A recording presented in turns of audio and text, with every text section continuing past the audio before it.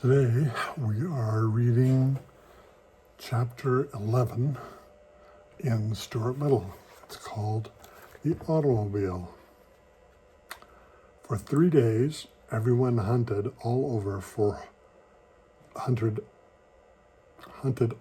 the house for Margalo without finding so much as a feather. "I guess she has spring fever," said George. "A normal bird doesn't stay indoors in this kind of weather." That'll be better. "Perhaps she has a husband somewhere and has gone to meet him," suggested Mr. Little. "She has not," sobbed Stuart bitterly. "That's just a lot of nonsense." "How do you know?" asked George. "Because I asked her one time. She told me she was a single bird." Everyone questioned Snowbell closely, but the cat insisted he knew nothing about Margalo's disappearance. "I don't see why you have to make such a pariah out of me just because that disagreeable little chippy flew the coop," said Snowbell irritably. Stuart was heartbroken. He had no appetite, refused food, and lost weight. He finally decided that he would run away from home without telling anybody and go out into the world and look for Margalo. "While I'm about it, I might as well seek my fortune too," he thought. Before daybreak the next morning, he got out his biggest handkerchief, and in it he placed his toothbrush, his money, his soap, his comb and brush, a clean suit of underwear, and his pocket compass. "I ought to take along something to remember my mother by," he thought. So he crept into his mother's bedroom where she was asleep, climbed the lamp cord to her bureau, and put a strand of Mrs. Little's hair from her comb. He rolled up the hair neatly and laid it in the handkerchief with the other things. Then he rolled everything up into a bundle and tied it to one end of a wooden match. With his gray felt hat cocked jauntily on one side of his head and his pack slung across his shoulder, Stuart stole out of the house. "Goodbye, beautiful home," he whispered. "I wonder if I will ever see you again." Stuart stood uncertainly for a moment in the street in front of his big house. The world was a big place in which to go looking for a lost bird. North, south, east, or west, which way should he go? Stuart decided that he needed advice on such an important matter. So he started uptown to find his friend Dr. Carey and the surgeon-dentist owner of the schooner Wasp. The doctor was glad to see Stuart. He took him right into his inner office where he was busy pulling a man's tooth. The man's name was Edward Clydesdale. He had several wads of gauze in his cheek, to hold his mouth open good and wide. The tooth was a hard one to get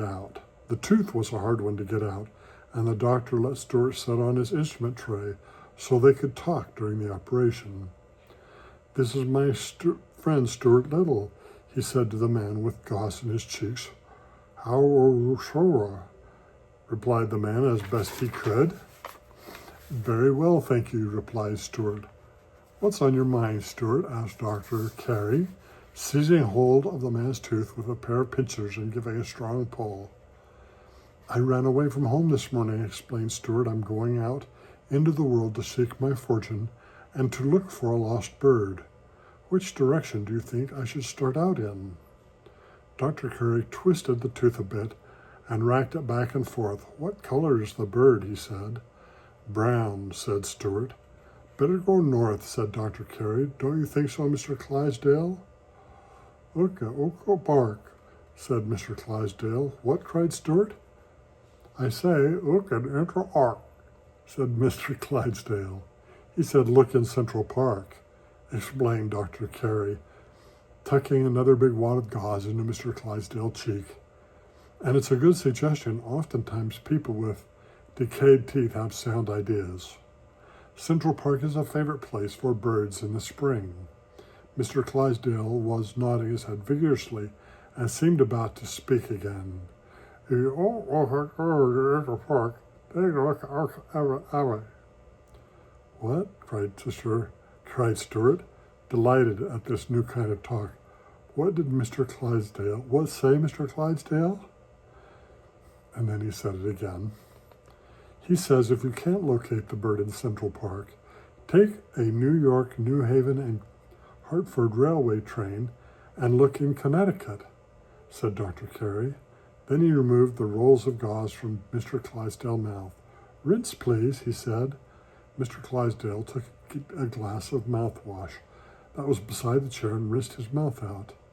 "Tell me this, Stuart," said Dr. Carey. "How are you traveling? On foot?" "Yes, sir," said Stuart. "Well, I think you'd better have a car. As soon as I get this tooth out, we'll see what can be done about it. Open, please, Mr. Clydesdale."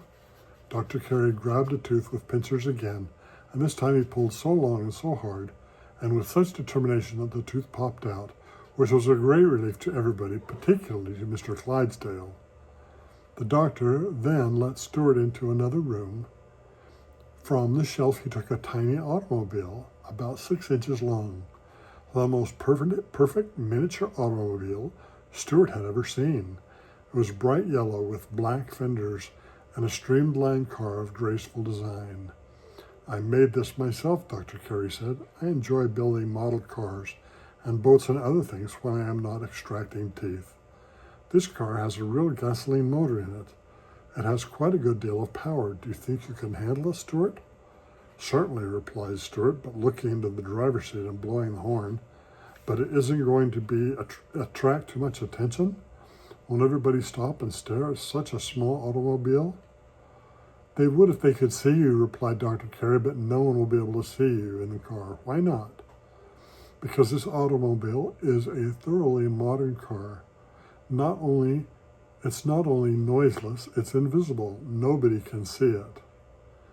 "I can see it," remarked Stuart. "Push that little button," said the doctor, pointing to a button on the instrument panel. Stuart pushed the button, and instantly the car vanished from sight. "Now push it again," said the doctor. "How can I push it when I can't see it?" asked Stuart. "Feel around for it." So Stuart felt around till his hand came in contact with the button. It seemed like the same button, and Stuart pushed it. He heard a slight grinding noise and felt something slip out from under his hand. "Hey, watch out," yelled Dr. Carey. "You push the starter button. She's off. There she goes. She's away. She's loose in the room. Now we'll never catch her." He grabbed Stuart up and placed him on a table where he wouldn't get hit by a runaway car. "Mercy, oh mercy," Stuart cried when he realized what he had done. It was a very awkward situation. Neither Dr. Carey nor Stuart could see the automobile, yet it was rushing all over the room under its own power, bumping into things. First there came a crashing noise over by the fireplace. The hearth broom fell down, and Dr. Carey leapt for the spot where the sound had come from, but he was quick.